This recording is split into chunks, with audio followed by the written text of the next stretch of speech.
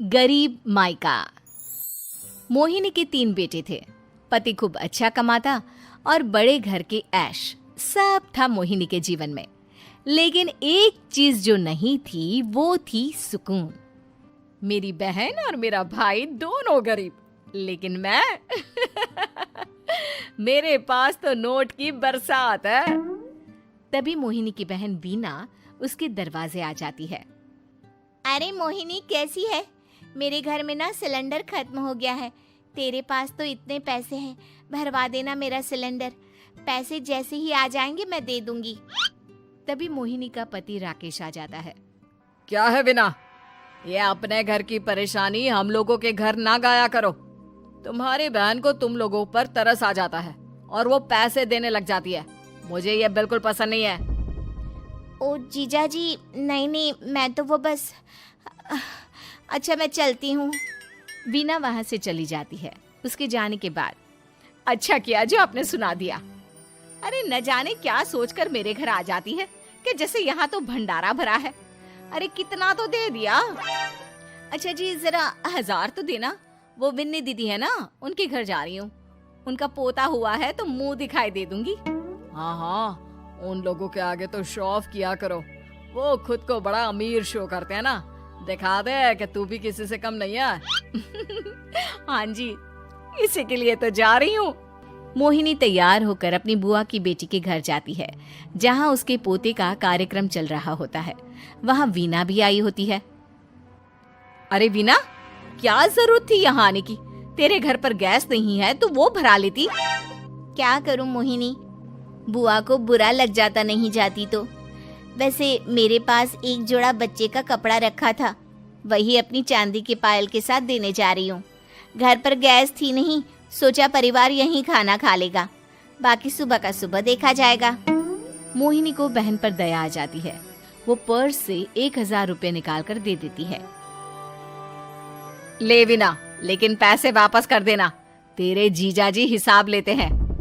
मोहिनी भी क्या करती, गरीबी में बहन का सहारा ही उसके जीवन जीने का आधार था।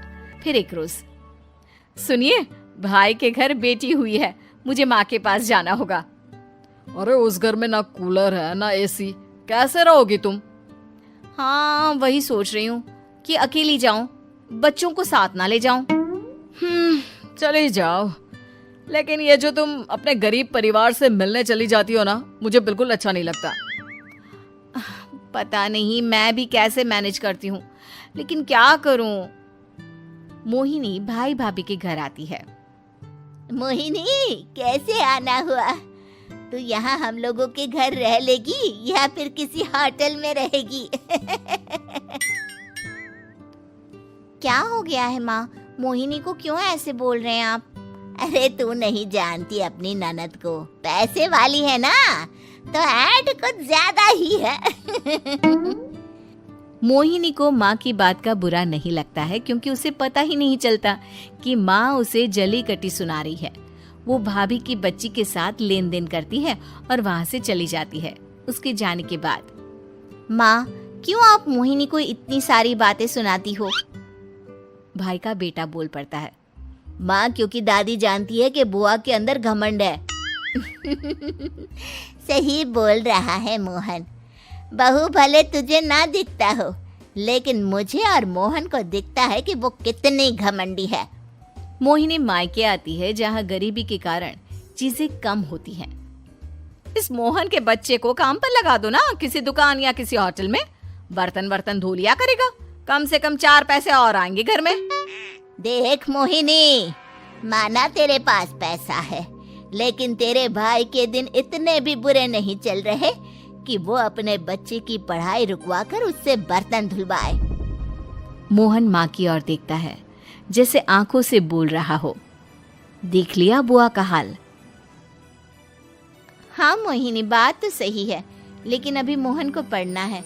आखिर तुम भी तो अपने दोनों बेटों को पढ़ा रही हो ना। मेरे बेटों से कैसे कंपेयर कर सकती हैं आप? अरे वो तो कलेक्टर बनेंगे। हाँ, कल को वो मोहन को नौकरी में रख लेंगे, क्यों? मोहिनी कुछ दिन और रहकर चली जाती है। धीरे धीरे दिन बीतता है। मोहन बड़ा होता है और कड़ी मेहनत से सफल भी हो जाता है। मोहिनी, माँ के जाने के बाद तो तुमने भाई भाभी के घर जाना छोड़ ही दिया, क्यों? वो क्या है ना, उन लोगों का घर छोटा है, मेरे बच्चे जाना ही नहीं चाहते। पर तुझे क्यों अचानक मायके की बात याद आ गई? यार, मेरा तो मायका है, भाई भाभी है, मेरा तो आना जाना लगा ही रहता है। हाँ, क्योंकि तुझे आदत है ना ऐसे छोटे से घर में और कम पैसे में रहने की। वैसे क्या खबर है आजकल मायके की अपने? अब वो घर छोटा और कम पैसे का नहीं रहा, क्योंकि मोहन तो बहुत बड़ा आदमी बन गया है। फिर क्या? मोहिनी भाभी को फोन करती है। मोहन किसी बड़ी कंपनी का मैनेजर हो गया है क्या भाभी? क्या ये सच है? हाँ मोहिनी दीदी, अब तो हम लोगों के गरीबी के दिन कट गए। आपके भाई ने कोई अच्छे कर्म किए होंगे जो हम लोगों का बेटा इतना अच्छा कमा रहा है। देख लो भाभी, पहले भी आपने कई गलतियां की थी, आप थोड़ा संभल कर चलना। भाभी को मोहिनी की बात समझ में नहीं आती कि वो क्या कहना चाहती है। फिर एक दिन वीना मोहिनी से कहती है, मोहिनी, हमारा भतीजा मोहन अच्छा कमा रहा है, क्यों ना मैं अपने बेटे की नौकरी के लिए उससे बात करूं? अरे बुआ का बेटा है, ये सोचकर मदद तो करेगा ना? हाँ हाँ, क्यों नहीं करेगा, उसके बुरे दिन में तो हम भी खड़े थे। मोहन को वीना फोन करती है और अपने बेटे की मदद करने की बात करती है। हाँ हाँ बुआ, क्यों नहीं, आप सिद्धार्थ को भेज दें, मैं अपनी ही कंपनी में उसकी नौकरी करवा देता हूँ। दिन बीतते हैं, अब वीना के हालात भी अच्छे हो जाते हैं। क्या बात है वीना, तूने भी कार ले ली, वो भी इतनी अच्छी? हाँ मोहिनी, अपने भतीजे के कारण तो हम लोगों के दिन अच्छे हो गए। उसने सिद्धार्थ की नौकरी लगवा दी है, वो भी शानदार। ठीक है, लेकिन पैसे ख्याल से खर्च करना। वो क्या है ना, पैसे आने आसान है लेकिन संभालने मुश्किल। मोहिनी घर पर अपने पति से बात करती है। देखो ना, सबके पास पैसे हैं, एक वक्त था जब मैं ही अमीर हुआ करती थी। लगता है कि ज्यादा दिन नहीं रह पाओगी, मेरी नौकरी को कुछ साल ही बचे हैं और तुम्हारे दोनों लड़के निकम्मे हैं। उन लोगों को बोलो ना कि नौकरी करे। तभी वहाँ मोहिनी के बेटे भी आ जाते हैं। अरे हमें क्या मोहन समझा है जो दिन रात गधे की तरह काम करते रहे? खैर, दिन फिरते हैं और मोहिनी के पति की नौकरी भी खत्म हो जाती है। मोहिनी क्या करे, थोड़े से पैसे में गुजारा नहीं हो रहा है। तो क्या करे, मेरी समझ में कुछ नहीं आ रहा। मोहन को बोलो ना कि वो इन दोनों के लिए नौकरी देखे, जैसे सिद्धार्थ के लिए नौकरी देखी है। मोहिनी क्या कहती, उसे अपने वो दिन याद आ जाते हैं जब उसने भाभी से मोहन को नौकर बनने की सलाह दी थी। क्या हो गया, क्या सोच रही हो मोहिनी? यही कि वक्त कभी भी किसी का भी पलट सकता है, ऊपर वाले से डर कर रहना चाहिए।